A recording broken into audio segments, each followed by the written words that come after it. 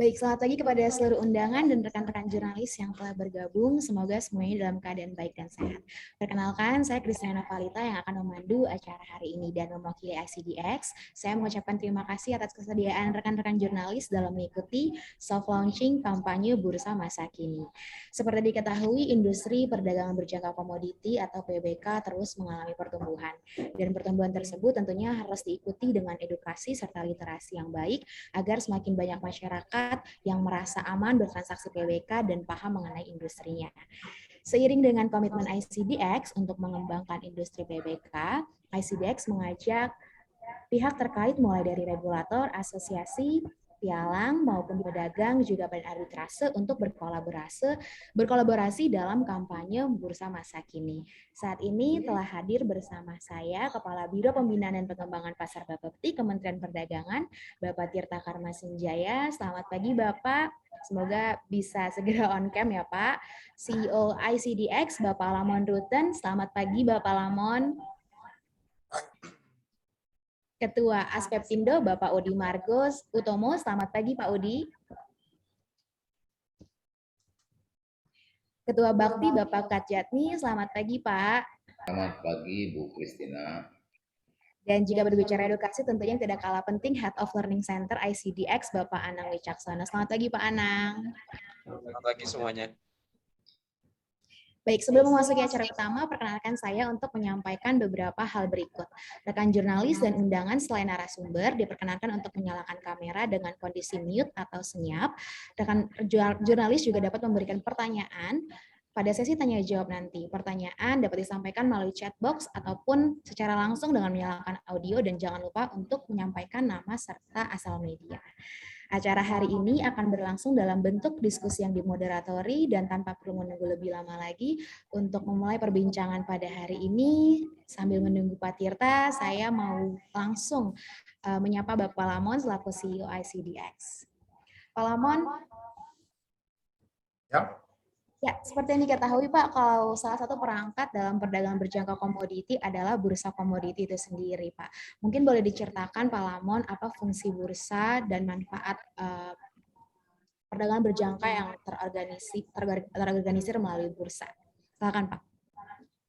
Oke, bursa tempat terorganisir dan transparan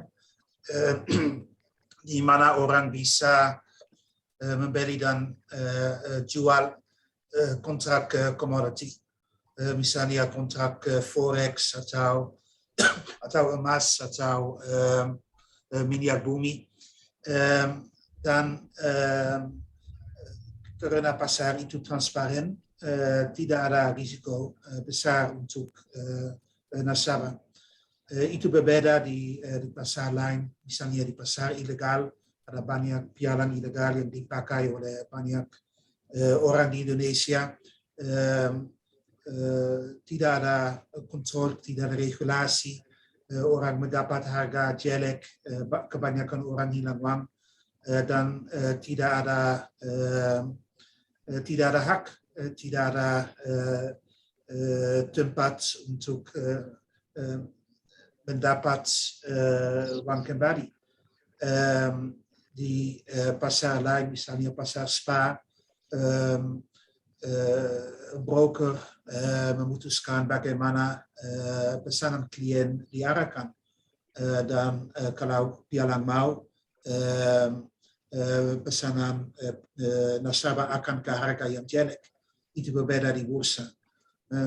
Kemudian bursa tempat yang terbaik untuk nasabah lebih kecil, bisa berbeda untuk bank dan institusi yang besar, tapi supaya nasabah biasa bisa perdagangan dengan keamanan, dengan kesehatan, bursa yang terbaik.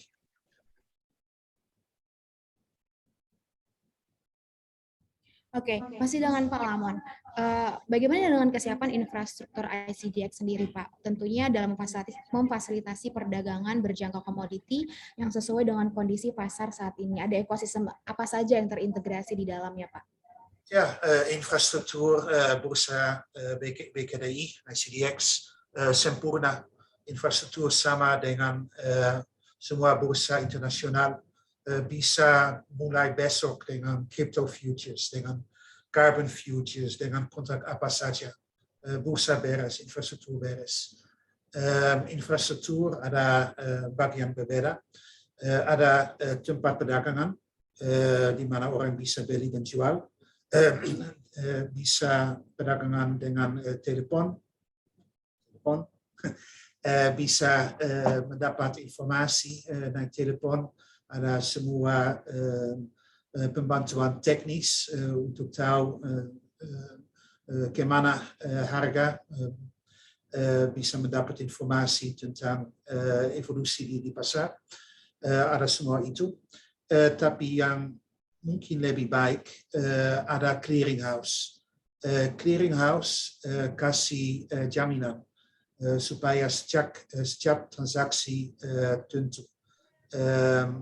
Tidak ada risiko, misalnya kalau saya sekarang beli kontrak untuk harga minyak bumi di bulan Desember. Di luar pasar, saya tidak bisa tentu bahwa orang yang jual kontrak itu, yang saya beli, sering akan bayar kalau dia harus bayar di bulan Desember. Risiko itu dieliminasi oleh clearinghouse. Karena itu di bursa berjangka, terorganisir, orang bisa beli dan jual dengan siapa saja, siapapun saja. Tidak hanya dengan orang yang dikenal. Karena ada jaminan clearinghouse. Juga ada depository yang bisa dipakai misalnya untuk delivery gudang dengan commodity bisa dikonversi ke produk keuangan. Ada sistem informasi, infrastruktur, ya, sempurna sama dengan negara barat atau misalnya Singapura. Karena itu untuk saya sangat asing bahwa banyak produk yang diproduksi di dalam Indonesia tidak bisa diperdagangkan di Indonesia, tapi hanya di Singapura. Nilai tambahan itu dihilang untuk negara, walaupun infrastruktur ada di Indonesia, tapi tidak bisa menggunakannya. Oke, Pak Lamon. Nanti saya akan kembali lagi ke Pak Lamon, dan di sini sudah hadir Pak Tirta Karmasenjaya. Selamat pagi, Bapak. Selamat pagi. Iya, tadi saya langsung lengkap ke Pak Lamon dulu, Pak. Nah, sekarang karena sudah ada Bapak, saya mau langsung tanya nih ke Bapak ya, untuk boleh memberikan gambaran, karena seringkali Bapak Pti selama ini menceritakan gitu ya soal 3 pilar perdagangan berjangka komoditi, Pak. Boleh dijelaskan Pak seperti apa dan bagaimana pelaksanaannya, Pak Tirta? Baik, pertama saya mengucapkan Assalamualaikum warahmatullahi wabarakatuh. Selamat pagi, salam sejahtera bagi kita semua. Om Swastiastu, Namo Buddhaya, salam kebajikan. Yang saya hormati dari Dewan Komisaris dan Direksi, dalam hal ini juga dihadiri Pak Dirut, Pak Lamonutan dari Bursa Komoditi dan Derivatif Indonesia BKDI atau ICDX. Kemudian juga Dewan Komisaris dan Direksi dari Indonesia Clearing House dan pimpinan dan pengurus. Di sini sudah hadir Ketua Umum juga dari Aspepindo, Ketua dan Pengurus Arbitrase atau Bakti, dan kemudian juga mungkin di sini hadir juga beberapa pejabat eselon 2 ataupun yang mewakili dari Bapepti Kementerian Perdagangan dan seluruh undangan yang berbahagia. Terima kasih atas undangannya. Mohon maaf agak sedikit terlambat karena juga ada petugas juga untuk memantau ketersediaan minyak goreng. Jadi kalau ini benar-benar pasar fisiknya kelihatan yang nyata kalau ini. Jadi kalau yang ini kan kontrak all-in, kalau ini kita ada minyak gorengnya langsung diterima pedagang. Jadi saya kira di hari yang berbahagia ini kami menyambut baik terkait dengan acara kampanye Bursa Masak ini. Tentu saja terkait dengan Bapepti, terutama dari terkait 3 pilar, PBK, SRG, dan PLK tentu saja memiliki keterkaitan yang erat satu sama lain, di mana di sini dalam hal resi gudang, yang dimiliki oleh pemilik komoditas yang dapat diperdagangkan melalui pasar lelang komoditi maupun bursa berjangka. Barang yang disimpan di gudang SRG tentu saja dapat digunakan untuk kebutuhan domestik maupun untuk diekspor. Selain itu juga PLK dan bursa berjangka dapat dijadikan sebagai sarana pembentukan harga, referensi harga, dan juga sebagai sarana hedging di bursa berjangka. PBK tentu saja memiliki peran yang sangat strategis dalam manajemen risiko harga untuk mengantisipasi fluktuasi harga. Nah, contohnya ini kan salah satunya seperti saat ini kemarin minyak goreng, CPO, ini fluktuasi harga. Tentu saja harusnya referensi harga yang bursa berjangka kalau memang itu berjalan dengan baik seharusnya bisa mencerminkan dan bisa menyelesaikan hal-hal yang seperti ini gitu. Untuk mengantisipasi fluktuasi harga yang sangat sulit diprediksi di masa mendatang, PBK tidak hanya sekedar dapat dimanfaatkan oleh kalangan industri sebagai bahan baku dan juga oleh para petani, petambak ataupun nelayan sebagai produsen. Namun PBK juga punya peran strategis sebagai sarana hedging, baik buying hedge ataupun selling hedge. Selain itu, PBK juga dapat menjadi sarana investasi untuk mendapatkan keuntungan dan fluktuasi harga baik dalam bentuk long dan short. Berbeda dengan pasar fisik atau spot baik di bursa berjangka ataupun pasar lelang komoditas, penyelesaian hanya dapat ditutupi ataupun diakhir dengan penyerahan komoditas, dan penyelesaian PBK oleh para pelaku juga dapat dilakukan melalui 4 bentuk mekanisme penyelesaian seperti cash settlement, physical delivery, tukar fisik, dan offsetting. Saya kira itu hal-hal yang tentu saja yang kita harus kembangkan ke depan, terutama dari PBK dan SRG, PLK kita ke depan, termasuk juga mengembangkan pasar-pasar fisiknya di bursa ini supaya itu memang bisa mencerminkan discovery harga dan juga jelas gitu nanti untuk terkait dengan hedging-nya ke depan. Demikian dulu dari saya. Terima kasih Bu Christina. Oke, terima kasih Pak Tirta. Nanti saya akan kembali ke Bapak. Nah, saya mau mengutip pernyataan Kepala Bapepti pada pembukaan perdagangan berjangka komoditi awal tahun ini. Beliau mengatakan bahwa industri perdagangan berjangka komoditi memiliki potensi yang luar biasa, sehingga arah kerja industri harus mengacu pada adaptasi digital dan aksesibilitas yang mumpuni.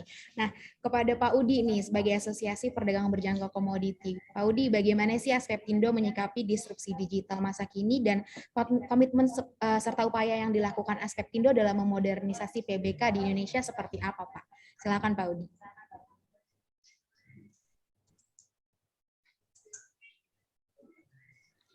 Terima kasih Bu Christina. Yang saya hormatin Bapak Tirta, selamat pagi, sehat selalu. Pagi Pak Udi. Pak Emen Rutten, Pak Megin, sehat selalu. Pak Kajatni, dan Mas Anang, dan rekan-rekan saya semuanya anggota Aspeptindo. Terima kasih Aspeptindo diundang dalam peluncuran kampanye bursa masa kini, dan ini menurut saya cukup menarik. Terkait dengan apa yang tadi disampaikan oleh Bu Christina, memang kita tahu bahwa Aspeptindo ini adalah wadahnya anggota yang berkomitmen bersama untuk mencapai tujuan bersama. Ya, di sini memang sebuah kesepakatan, ya, sebuah kesepakatan di mana di sini dibutuhkan sebuah kebersamaan untuk mencapai tujuan yang pertama tadi. Nah, kembali lagi ke materi yang ditanyakan oleh Bu Christina. Di sini dibutuhkan peran Aspeptindo, ya, karena posisinya adalah sebagai wadah yang dimana di sini harus bisa membantu anggota-anggotanya untuk tetap bisa berusaha dengan mudah, ya, tetap bisa berusaha dengan selain mudah juga tetap harus bisa mencapai hal-hal yang bisa diinginkan oleh anggota dengan segala hal kesulitan-kesulitannya. Di sini Aspeptindo harus mempunyai peran. Nah, terkait dengan modernisasi, ya, kalau tadi Pak mengutip ke Pak Leman Rutten bahwa segala hal terkait dengan itu yang paling penting salah satunya adalah infrastruktur. Ya, menurut saya ini adalah bagian yang penting oleh anggota yang harus dipersiapkan, di mana kita tidak bisa pungkiri bahwa segmen daripada nasabah-nasabah di saat sekarang dan di masa yang akan datang itu kecenderungannya adalah sudah mulai mengarah kepada segmen anak-anak muda yang kita sering sebut milenial. Nah, ini yang tidak bisa ditinggalkan oleh anggota-anggota kami Aspeptindo untuk tidak menyiapkan segala halnya. Ya, salah satunya adalah infrastrukturnya. Nah, Aspeptindo perannya apa di sini ya? Dengan tersebut ya Aspeptindo harus mempunyai pandangan-pandangan yang bisa disampaikan kepada anggota-anggota. Ini loh, kalau kalian tidak cepat beradaptasi dengan lingkungan baru, teknologi baru, dan segala macam, kalian akan ketinggalan. Ayo, kita bareng-bareng, ya kita ciptakan perkembangan dari industri ini untuk menjadi industri yang lebih maju dengan teknologi yang lebih tinggi. Ya, ini bisa kita kaitkan dengan contohnya adalah, ya saya bisa mengutip salah satu contohnya adalah ICDX, di mana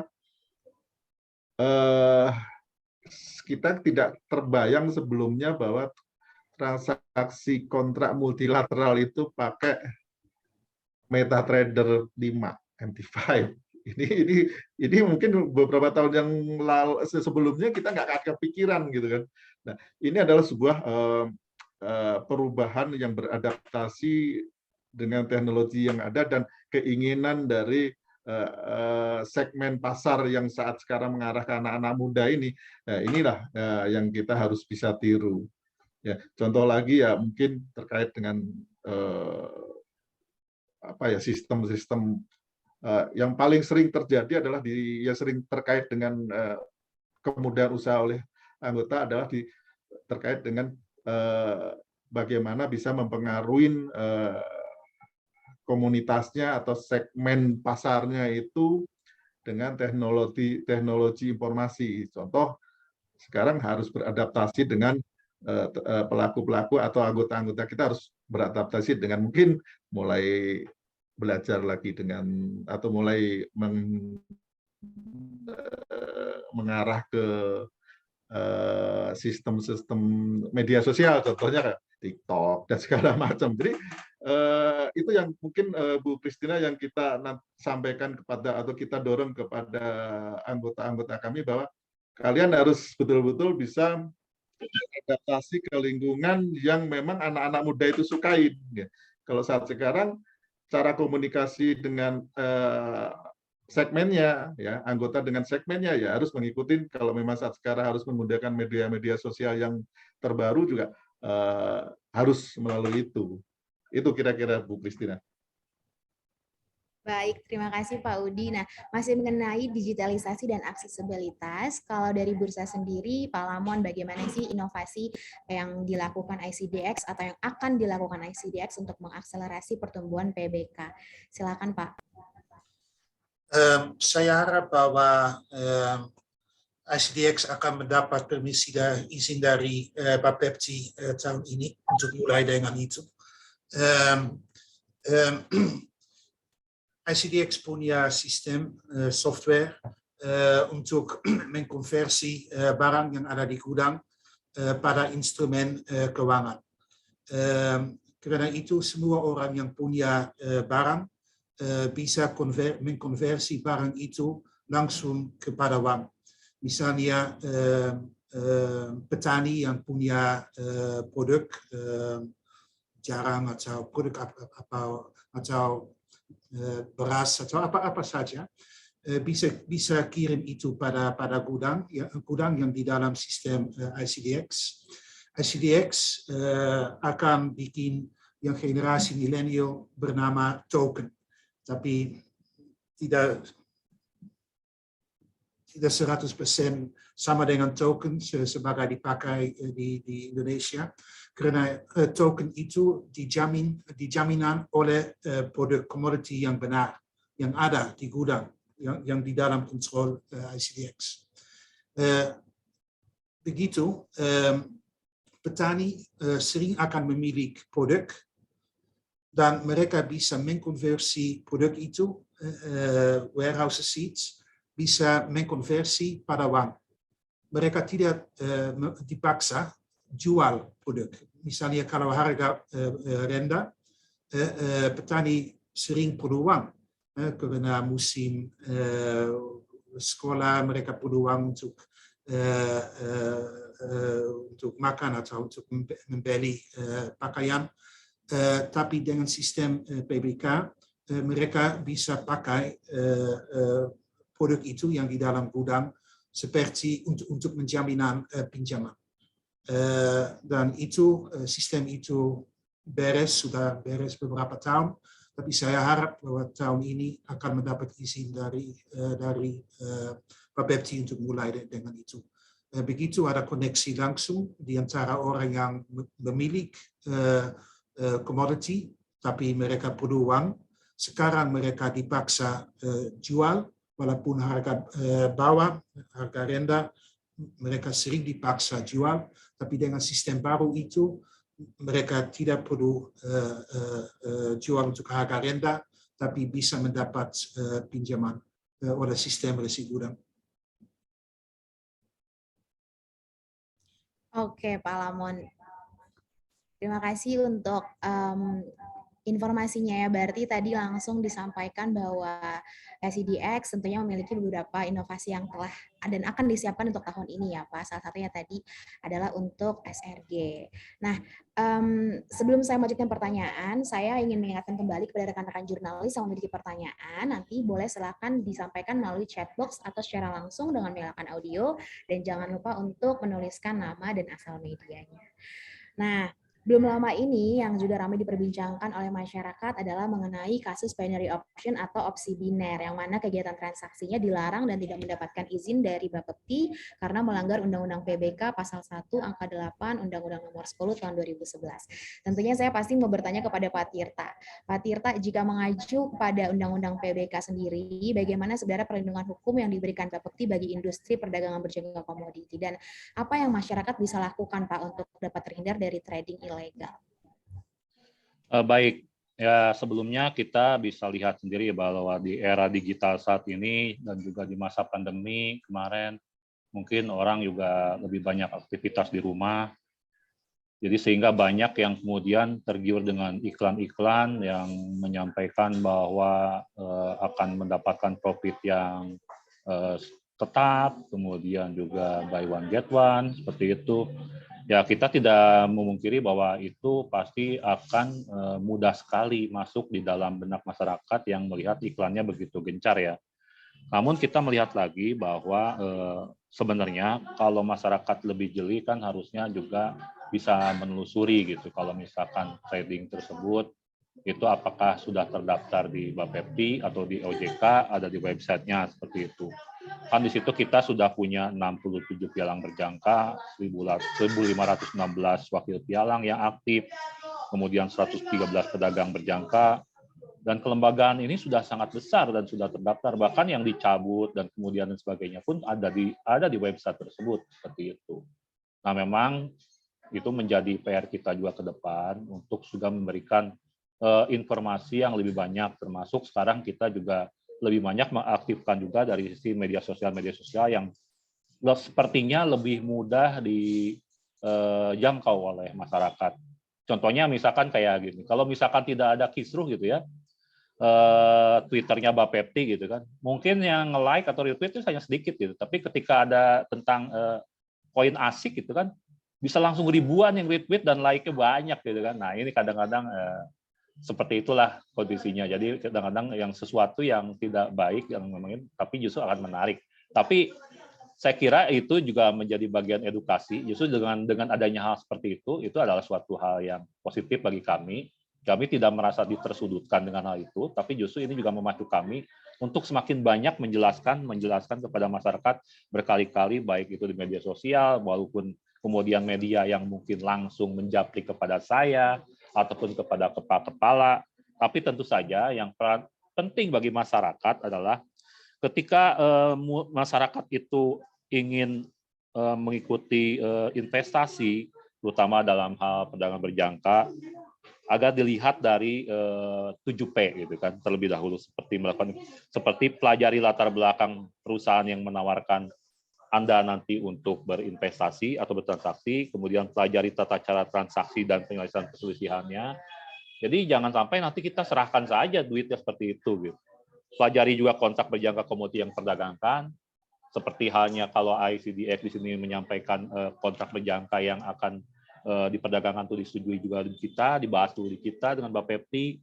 Karena tentu saja kalau kontrak yang benar-benar baik itu adalah yang sudah disetujui oleh bersama dan sudah jelas gitu nilai-nilainya itu di dalamnya, spesifik kontraknya.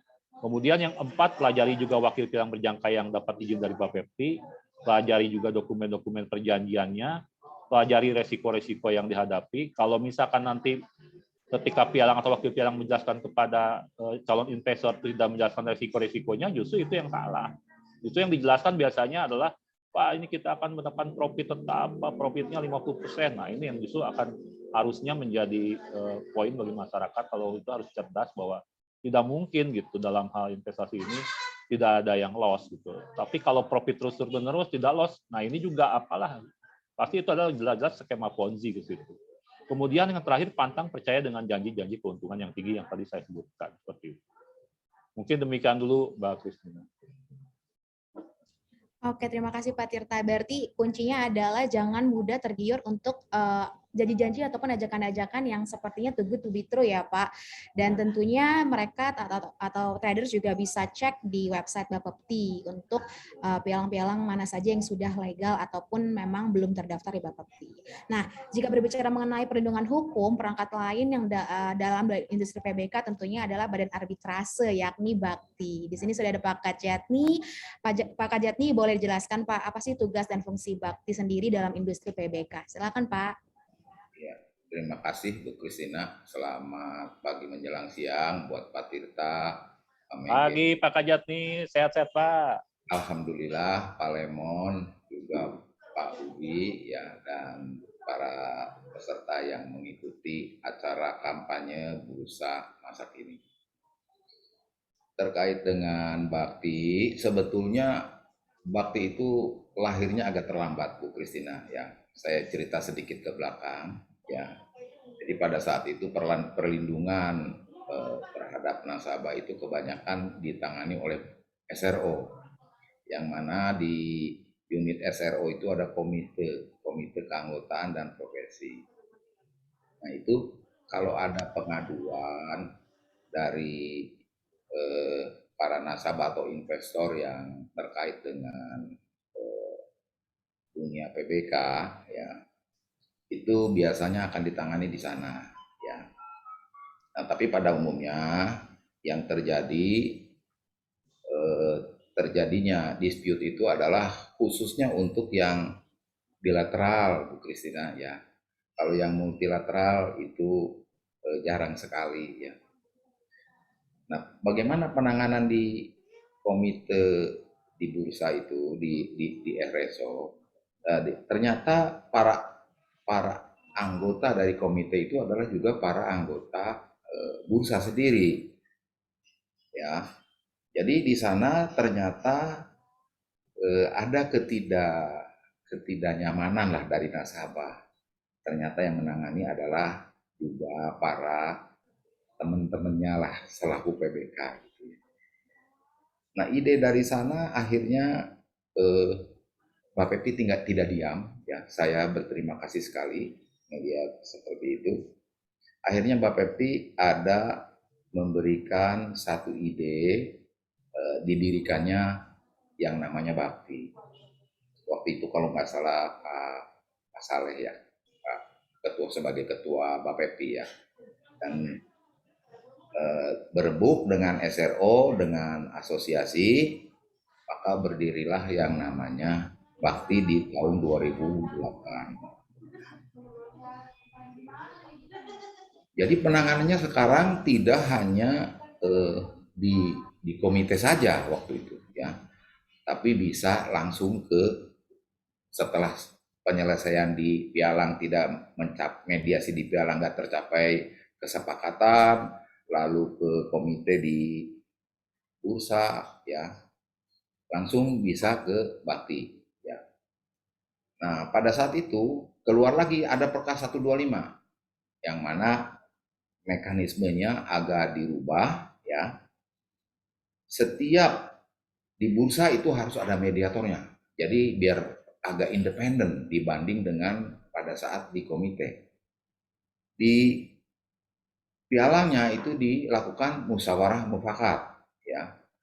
Di bursanya itu melalui mediasi. Tidak tercapai kesepakatan berarti langsung ke bakti. Nah, di era tahun 2008 bakti mulai menangani masalah-masalahnya ya.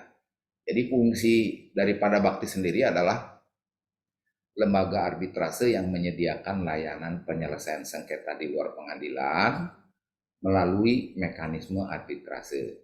Khusus untuk sengketa perdata berkenaan dengan PBK, sistem besi gudang, atau transaksi lain yang diatur oleh Bapepti.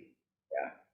Nah ini apa sih yang disebut arbitrase ini sendiri? Arbitrase adalah cara penyelesaian sengketa perdata di luar peradilan umum antara pihak yang bersengketa yang didasarkan pada perjanjian arbitrase.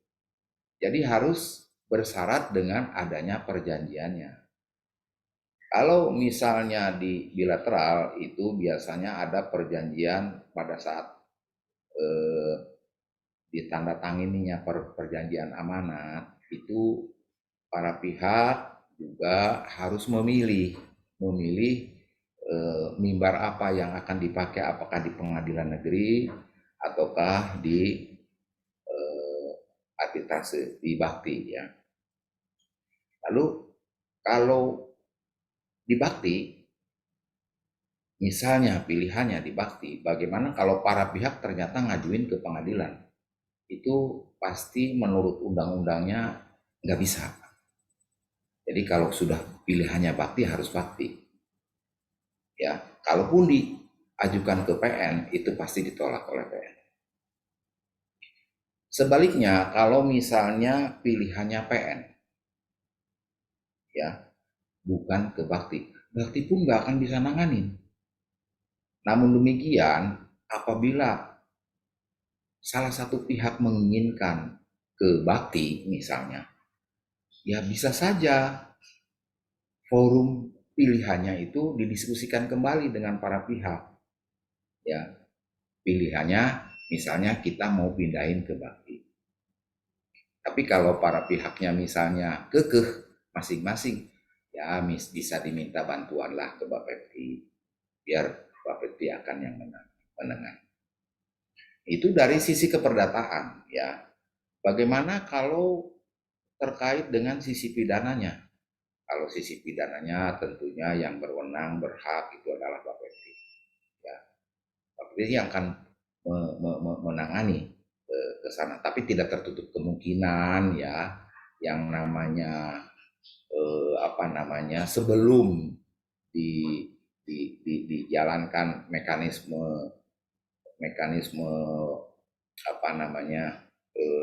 majelis atau mekanisme penyelidikan di Bapepti masih atau Bakti juga masih memberikan kesempatan kepada para pihak untuk melakukan mediasi dulu terlebih dahulu ya. Bagaimana kalau di Bakti mediasinya sampai kapan? Sepanjang belum ada putusan di Bakti itu masih dibuka kesempatan untuk saling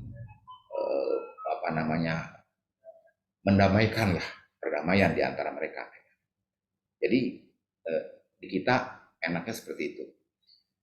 Lalu perbedaannya apa antara di PN dengan di Bakti? Di PN itu pasti akan buang biaya banyak. Ya, katakanlah salah satu pihak dimenangkan di PN ya, itu nanti pihak lainnya bisa banding. Ya, habis bisa banding, bisa kasasi. Dan sampai mungkin ke PK, itu berapa lama, berapa waktu, berapa biaya yang akan dikeluarkan. Tapi kalau di Bakti ya itu sifatnya lebih efisien ya, lebih efektif ya. Kenapa? Paling lama waktunya 6 bulan, paling lama ya.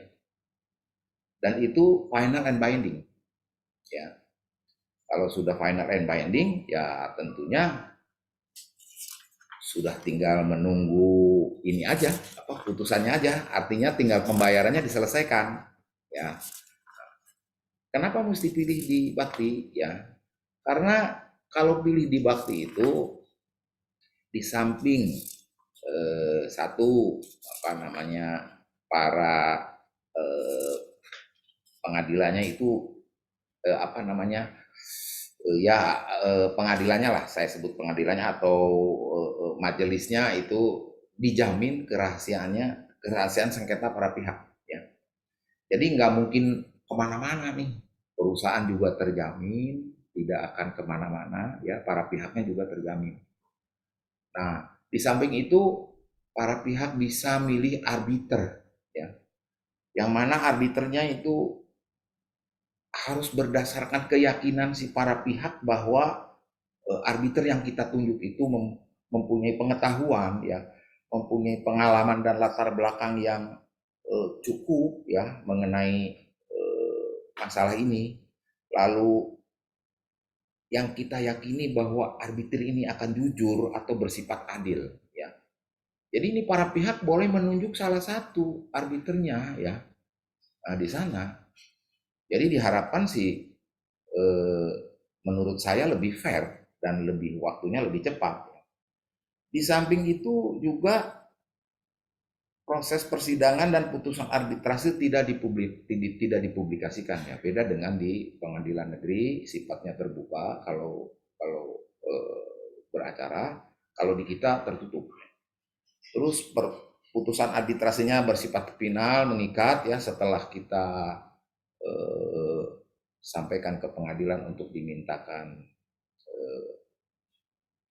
persetujuan di PN-nya, ya. Nah, kalau sudah selesai, ya nggak ada tuntutan lagi, ya. Dan para pihak karena udah setuju memilih mempercayakan kepada arbiter, ya sudah. Kalau udah final penyelesaiannya ya lebih mudah, lebih enak gitu, ya. Untuk sementara saya kira dari saya sekian dulu, Bu Kristina. Barangkali ada yang kurang jelas bisa ditanyakan lebih lanjut. Terima kasih. Assalamualaikum. Terima kasih Pak Gaceti. Wah, komprehensif sekali Pak jawabannya tadi, sekaligus langsung menjawab pertanyaan saya sebenarnya untuk Bapak yang selanjutnya. Nah, jika kita bicara soal edukasi, maka orang yang paling tepat adalah tentunya Pak Anang selaku Head of Learning Center ICDX. Karena tentunya untuk meminimalisir contoh-contoh kasus seperti tadi, diperlukan edukasi dan literasi seperti tujuan utama dari kampanye Bersama Sakini ini. Nah, Pak Anang, apa saja sih kegiatan edukasi dan literasi yang sudah dilakukan Bursa Komoditi, Pak? Atau yang akan mau dilakukan, Pak? Silakan, Pak. Oke, terima kasih, Tin.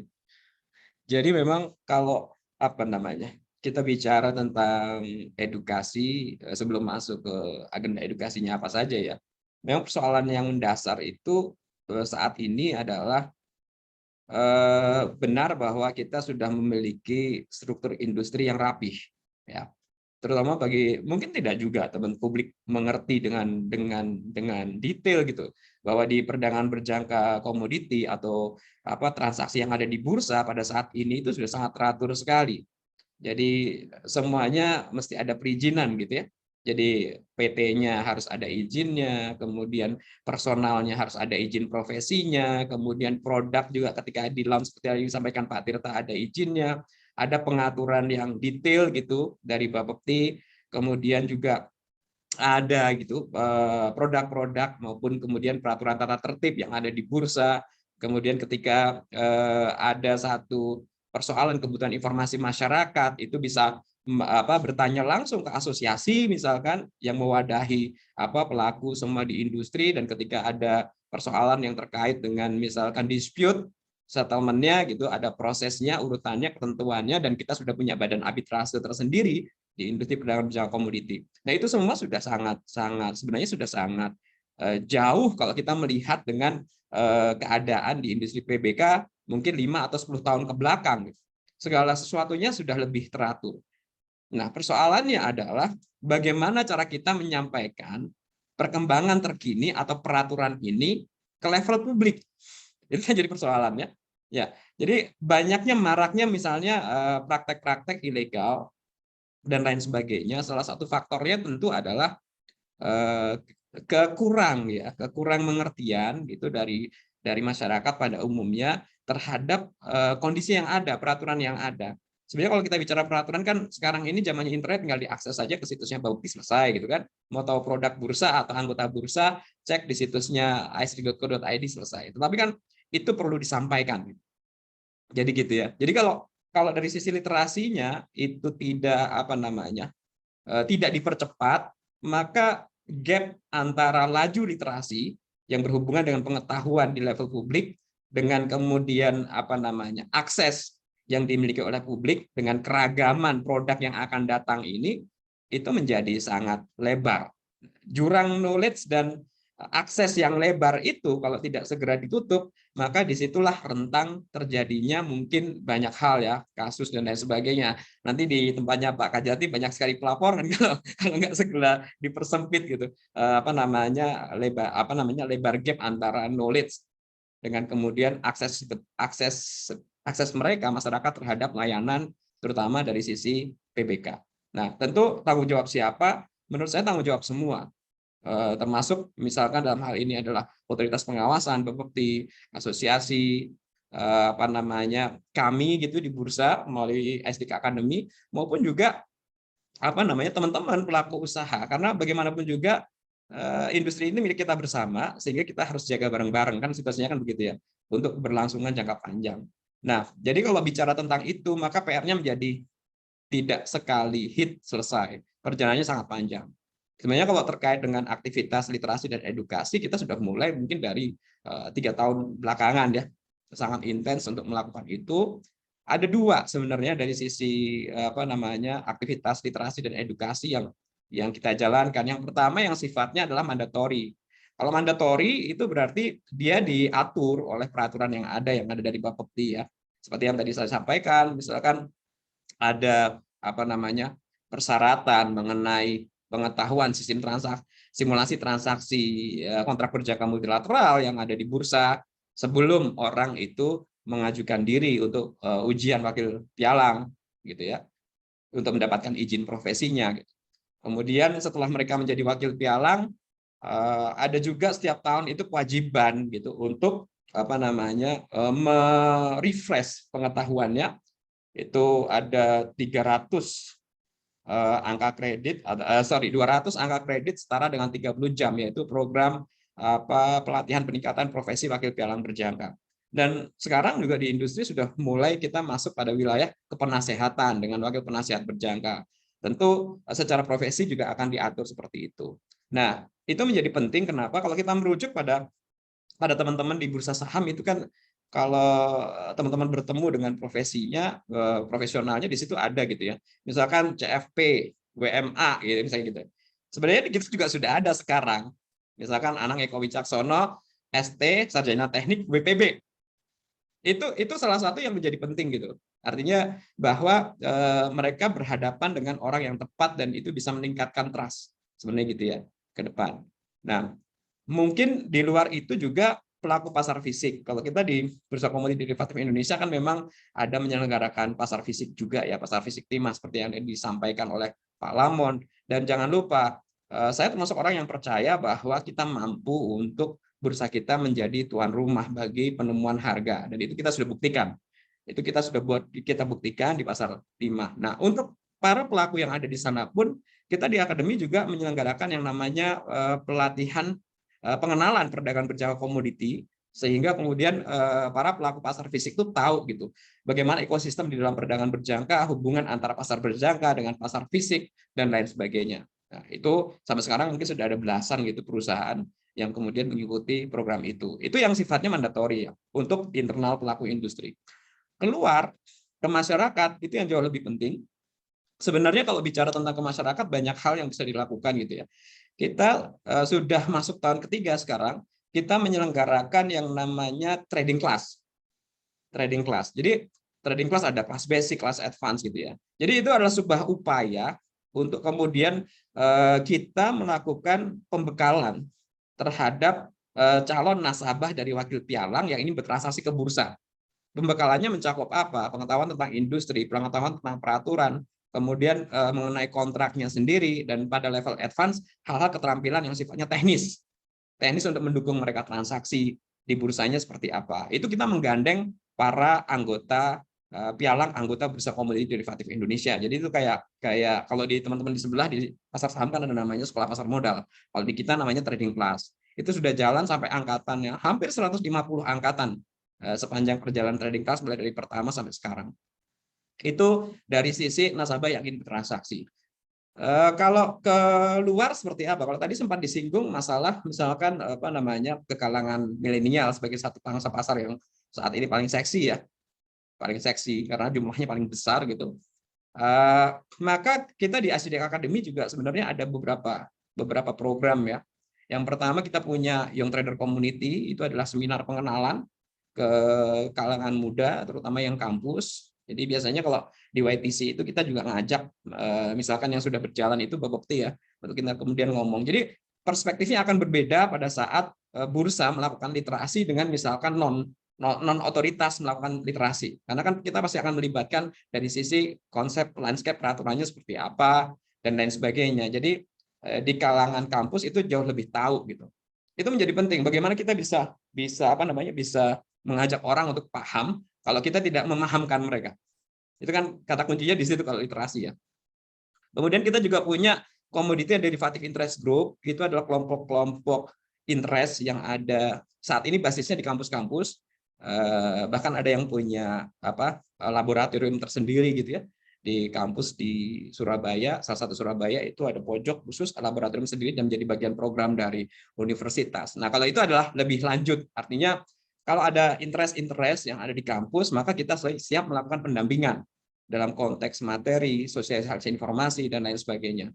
Selain itu kita juga seperti tadi yang disampaikan oleh Mas Udi dan kawan-kawan semua mungkin sepakat kita melakukan literasi melalui media sosial. Sampai saat ini kita melakukan itu memang masih terbatas pada media sosial Instagram gitu. Tapi lumayan karena dari hasil riset kami terhadap follower yang ada di Instagram kami, paling tidak akademian gitu kita menyebutnya, itu sudah tersebar di 30 kota. Nah, itu adalah poin-poin center untuk melakukan literasi ke masyarakat. Bahkan kita sering dapat feedback balik gitu. Ketika ada aktivitas di salah satu kota tertentu, kemudian mereka menghubungi, kemudian kita tahu, kita teruskan ke departemen terkait maupun kemudian ke Bapepti, alur itu menjadi jalan. Nah, itu kurang lebih beberapa aktivitas yang kemudian kita lakukan, dan ke depan tahun 2022 ini kita memang ingin merevitalisasi lagi program-program tadi. Tentu di sini kita akan lakukan secara bersama-sama gitu ya, karena memang semua program itu didesain secara bersama-sama, baik dengan asosiasi, dengan teman-teman member. Di masing-masing member tentu ada akademian gitu yang sudah jadi keluarga besarnya di akademi. Kita akan lanjutkan program-program yang sudah ada tadi sehingga bisa menjangkau lebih banyak lagi. Jadi ketika itu harapannya orang paham kenapa legal menjadi penting. Sekarang ini kalau kita bicara tentang transaksi perdagangan itu kan masuk YouTube, penawarannya sudah banyak. Cuman kemudian apa yang kemudian menjadi pembeda gitu? Apa yang menjadi pembeda antara penawaran yang mereka dapatkan dari sisi entitas yang ilegal dengan kemudian penawaran yang mereka dapatkan dari entitas legal? Apa resikonya dan lain sebagainya. Nah, hal-hal seperti itu yang kemudian menurut kami sangat penting untuk disampaikan supaya kemudian masyarakat tahu dan lebih terbuka. Walaupun sebenarnya secara infrastruktur semuanya sudah lumayan lengkap dibanding 5 atau 10 tahun yang lalu, tetapi kan perlu bridging untuk kemudian jembatan untuk kemudian masyarakat jadi terbuka jalannya untuk mengakses sumber-sumber tadi. Saya pikir itu sebagai pembukaan. Oke, thank you Pak Anang. Nah, sebenarnya tadi juga sudah disebutkan Pak Anang dan juga Pak Tirta ya, bahwa dalam industri PBK ini kita mengenal adanya wakil pialang berjangka yang berhadapan langsung dengan nasabah. Pak Anang, kalau boleh secara lebih spesifik, seperti apa sih kolaborasi yang bursa dan asosiasi lakukan dalam mempersiapkan wakil pialang berjangka ini, Pak? Gimana itu, boleh diulangi? Ya, jadi apakah ada program khusus atau kolaborasi dengan asosiasi untuk mempersiapkan wakil pialang berjangka dengan bursa? Ya, oke. Jadi tadi yang saya sampaikan, jadi kalau untuk apa namanya, kita tahun ini di awal tahun sudah mungkin juga berkomunikasi dengan kawan-kawan di stakeholder industri, dengan Mas Udi di asosiasi, juga teman-teman yang lain, Pak Kajatni juga di Bakti, mungkin juga teman-teman anggota Pialang. Artinya banyak hal yang bisa kita kerjakan bersama-sama dalam konteks literasi ini. Kalau kita bicara tentang apa namanya seminar gitu untuk mengenalkan ke masyarakat atau ke kampus-kampus lewat misal ke kalangan muda khususnya melalui Young Trader Community, mungkin ke depan kita juga saya sudah sampaikan sebelumnya komunikasi di awal, kita akan ngajak asosiasi, kita akan ngajak Bopti juga gitu ya dalam konteks itu, sehingga masyarakat akan melihat industri ini utuh. Utuh itu apa? Ketika ada proses-proses komunikasi atau literasi dengan publik itu whole package secara kelembagaan itu bisa ketangkap, oh ternyata PBK itu tidak hanya sekedar trading spekulatif, ternyata ini adalah aktivitas yang memang sangat rapih gitu ya. Itu akan memberikan dorongan bagi masyarakat untuk tahu lebih dalam mengenai apa sesungguhnya peraturan yang berlaku, bagaimana pengaturannya di Indonesia, dan mereka itu akan mengantarkan pada pemahaman orang untuk melihat, oh berarti ini bedanya.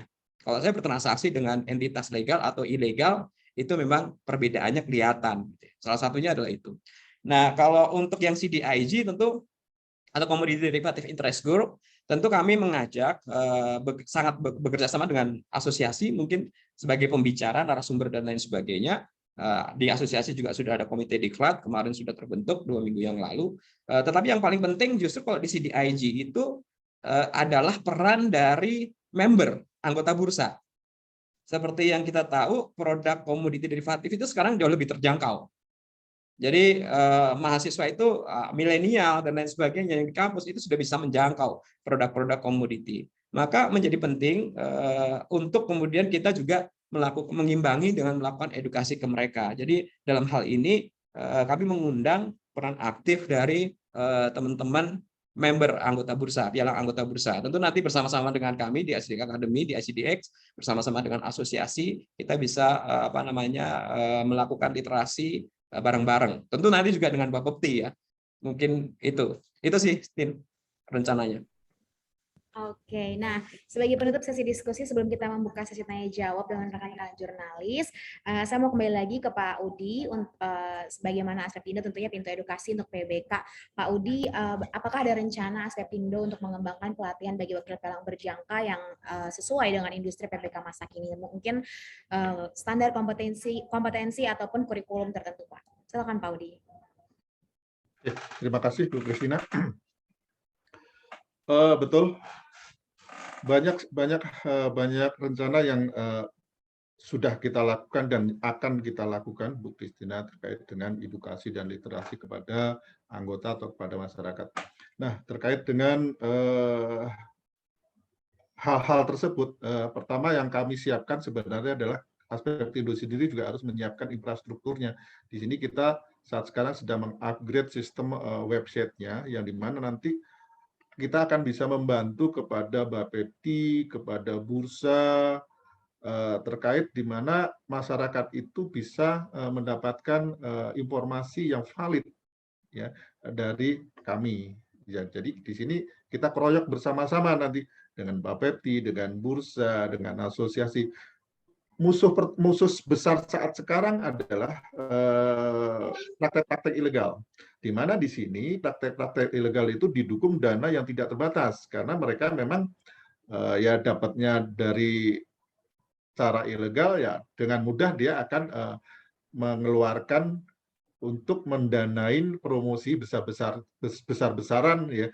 Jadi di situ ya berbeda. Jadi mereka sebenarnya yang ilegal, yang praktek ilegal ini kuat di promosinya karena faktor ya dia mendapatkan dana dengan cara ilegal dan mudah, akhirnya mereka menguasai jagat internet gitu. Nah, disinilah menjadi kunci ya yang harus kita menangkan. Makanya Pak Tirta, Mas Anang, ayo Pak Lemon, kita bareng-bareng kita keroyok di mana nanti pada saat masyarakat umum itu membuka internet, bukan yang pertama adalah informasi-informasi yang dari ilegal, tapi dari informasi yang dari kita ini yang legal.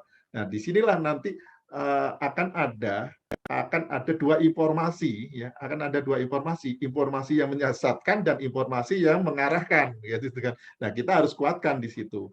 Nah, seperti tadi Mas Anang, ayo bareng-bareng gitu kan. Nah, apa sekarang yang sudah dilakukan Aspetindo? Memang masih langkah-langkah yang belum besar sekali, tapi pertama yang kita sudah siapkan adalah di websitenya, infrastrukturnya. Di sini nanti bagi anggota dengan mudah nanti akan mendapatkan informasi-informasi tentang peraturan dan segala macam.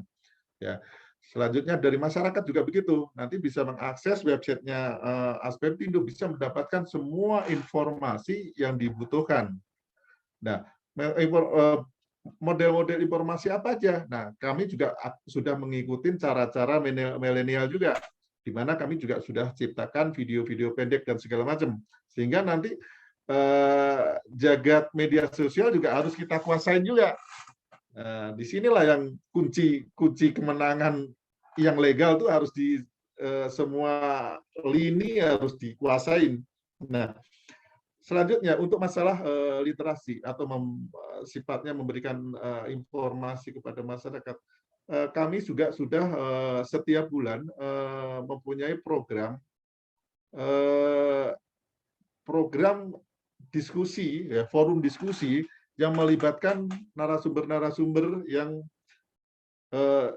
nanti dari Bapeti ada, dari bursa ada, dari clearing ada, bahkan nanti dari pihak-pihak atau kelembagaan pendukung yang lain juga kita undang. Itu setiap bulan kita lakukan. Nah, memang baru minggu ini adalah kedua, dan itu akan kita jalankan nanti hari Jumat. Salah satu narasumbernya juga dari CDX, Pak Nur Salam, dan dari Bapepti nanti ada Pak Aldison, Pak Tirta. Itu hari Jumat besok.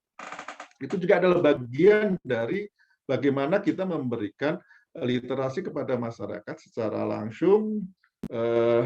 Dengan begitu kita harapkan masyarakat itu tidak terjebak oleh informasi-informasi yang dilakukan oleh praktek-praktek ilegal tadi.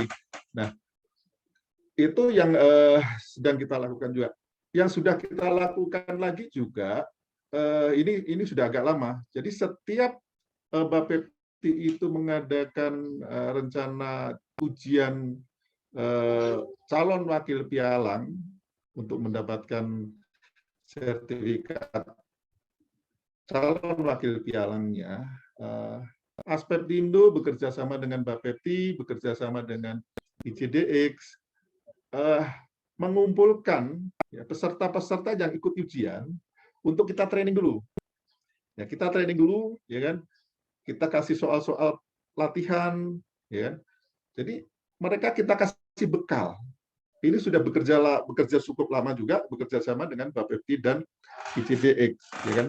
Salah satunya dengan Mas Anang ini yang selalu menjadi guru, ya, jadi guru, selalu jadi guru. Nah, inilah salah satu usaha kami Aspetindo, ya kan? Bagaimana yang tadi Christina bilang, kita harus siapkan sumber-sumber daya yang kita sebut wakil pialang itu betul-betul dari mulai proses sebelum ujiannya kita juga lakukan pelatihan, ya kan. Setelah itu, ya tadi juga sudah disinggung dari narasumber sebelumnya, setelah menjadi wakil pialang pun setiap tahun juga kita lakukan sifatnya adalah penyegaran, ya, program penyegaran P4WPB, gitu kan. Nah, itulah kita akan tetap menjaga kualitas dari wakil pialang itu tetap on the track gitu. Jangan sampai nanti ketinggalan informasi terkait peraturan atau terkait dengan perkembangan industri teknologi dari PBK gitu.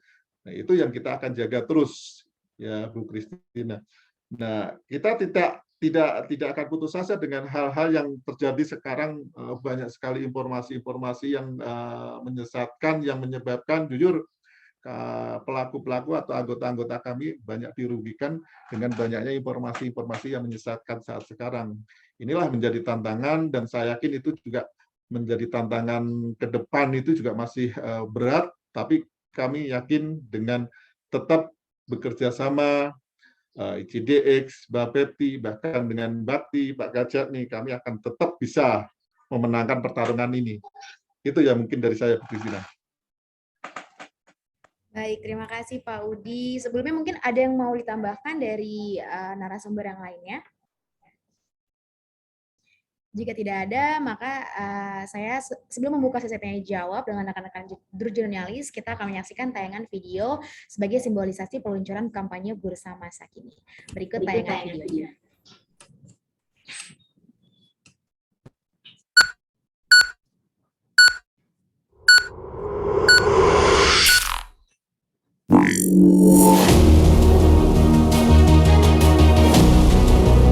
Bursa komoditi adalah tempat atau pasar yang menjadi tempat penjual dan pembeli saling menyampaikan permintaan dan penawaran komoditas termasuk juga derivatifnya untuk mendapatkan harga terbaik.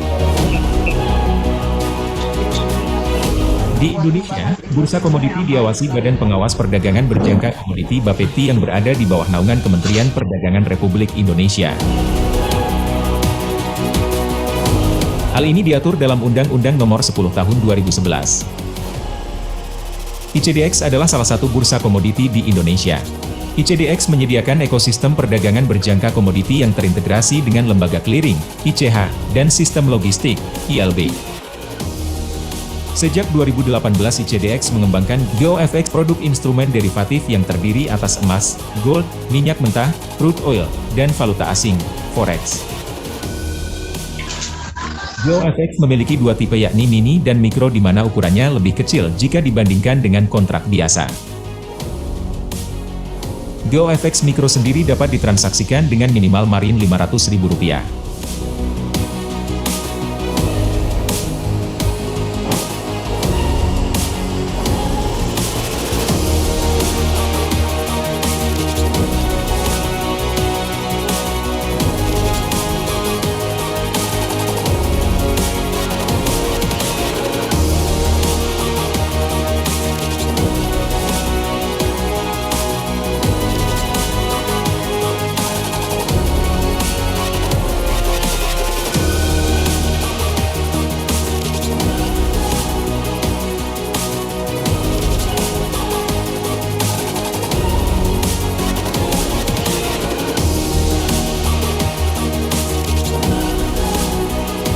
ICDX menyadari bahwa kehadiran bursa komoditi memiliki peran yang sangat signifikan dalam menjadikan Indonesia sebagai pusat perdagangan global untuk berbagai komoditas unggulan, mulai dari pertambangan, energi, valuta asing, hingga aset digital.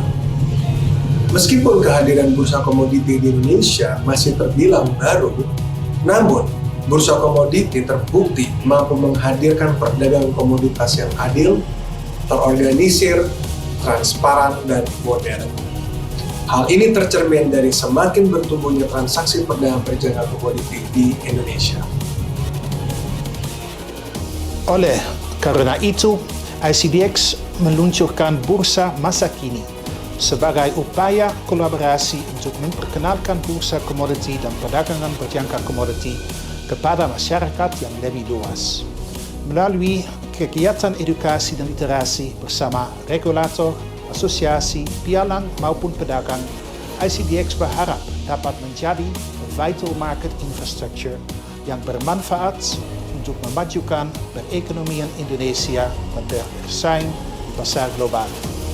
Kami berkomitmen untuk terus menghadirkan inovasi dan membesarkan pasar agar Indonesia dapat bersaing di masa depan dan berdaulat atas komoditi utamanya.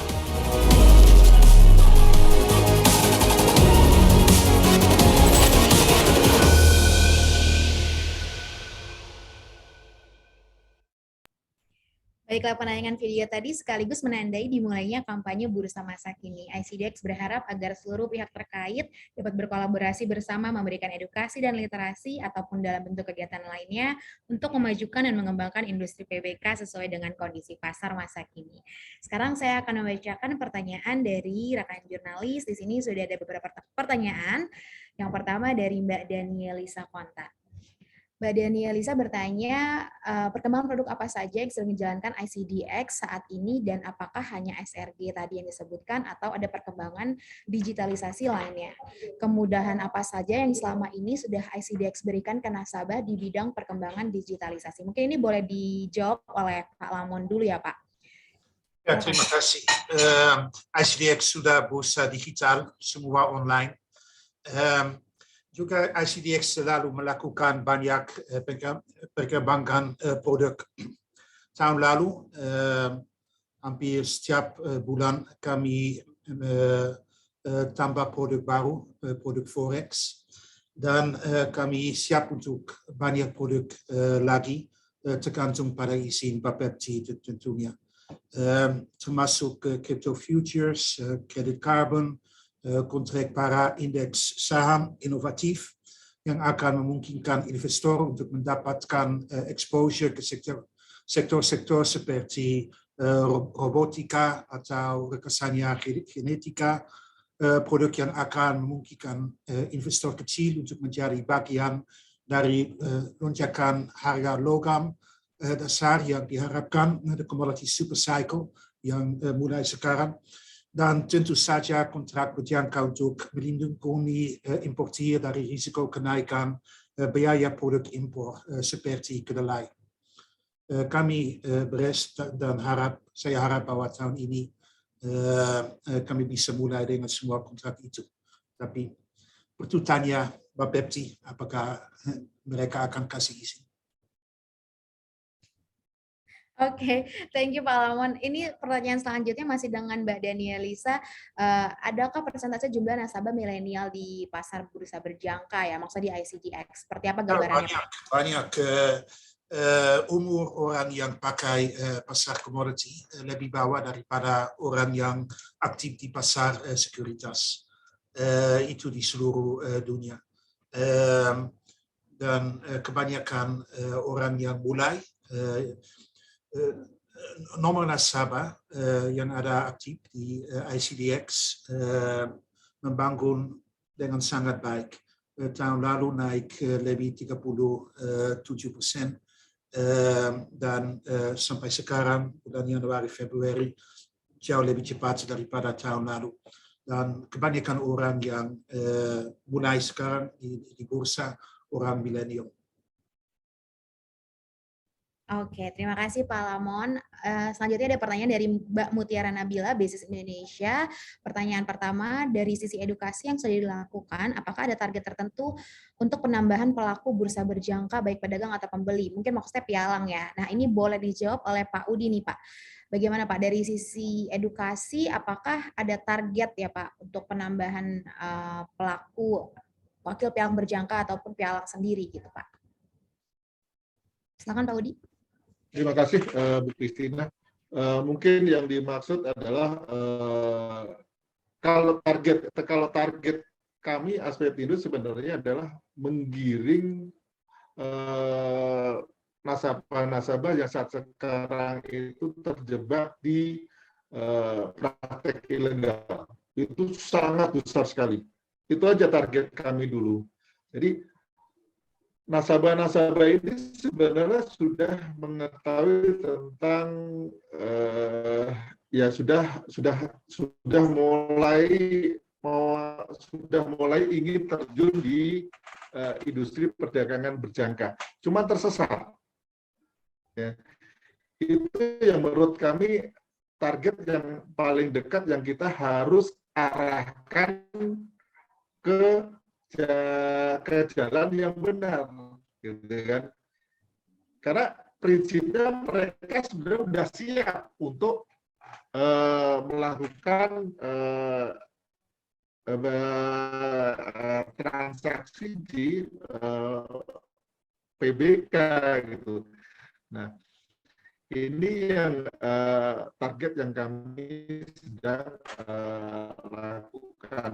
Nah, ini memang nggak mudah, makanya tadi saya sampaikan bahwa untuk bisa membawa kembali mereka-mereka yang tersesat di praktek-praktek ilegal ini memang nggak mudah juga, karena memang pasti yang legal ini akan kalah penawarannya, ya kan? Kalah penawarannya yang legal ini kan.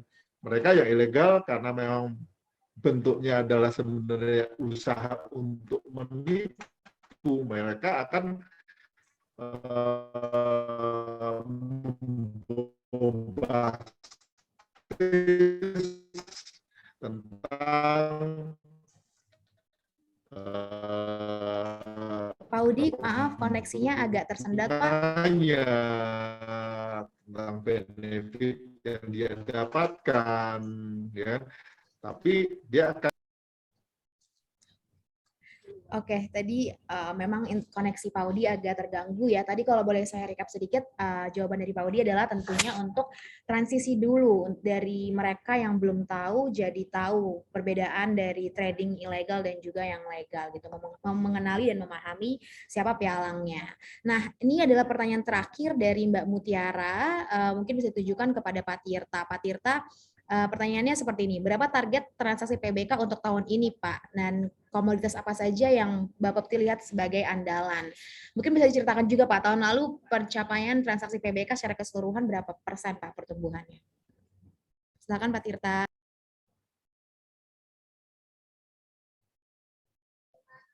Terima kasih, Mbak Kristina.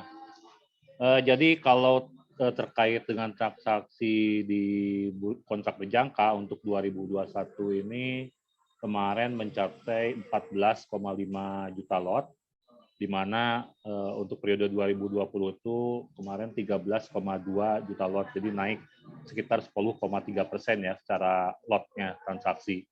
Namun memang untuk secara nilai kita lihat dengan menggunakan berdasarkan marginnya itu tahun 2021 itu 199,2 triliun.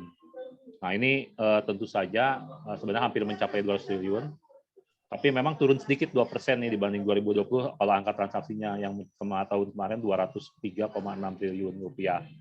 Tapi kita harapkan target untuk 2022 kita harapkan tetap mencapai 200 triliun, apalagi nanti juga ditambah dengan beberapa kontrak-kontrak yang diusulkan kepada Bapepti dan disetujui, baik itu dari BKDI termasuk juga dari BBJ, yang harapannya ini juga nanti akan menambah gitu kan animo masyarakat untuk bertransaksi, termasuk juga ke depan kan kita juga nanti ada kontrak yang mikrolot yang harapannya ini nanti dapat menyaring lebih banyak untuk investor pemula ataupun milenial yang tadinya kalau mau beli kontrak berjangka tuh harganya cukup mahal gitu kan, misalkan 2 juta misalkan satu lot, nanti bisa di angka 20.000 gitu seperti itu. Jadi bisa lebih dapat satu lot bisa dapat lebih banyak. Nah, ini harapannya nanti transaksi ke depan dan termasuk jumlah lotnya akan meningkat yang cukup signifikan di 2022. Demikian Mbak Kristina. Oke, mungkin kalau untuk komoditas andalan, Pak?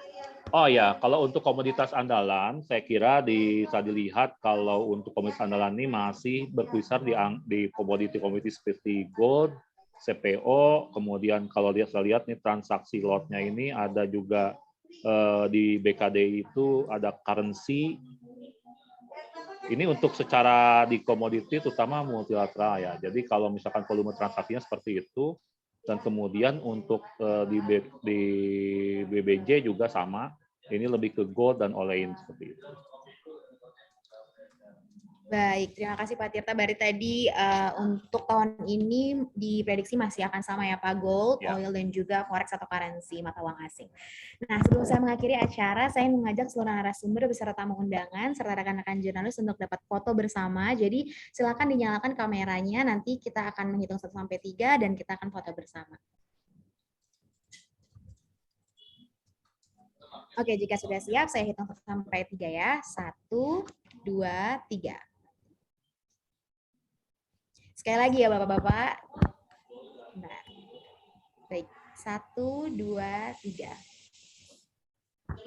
Oke, terima kasih. Dengan demikian berakhir sudah soft launching kampanye Bursa Masa Kini. Semoga dengan telah diluncurkannya kampanye Bursa Masa Kini dapat mendorong semua pihak untuk bersama-sama ambil bagian dalam mempercepat pertumbuhan industri PBK.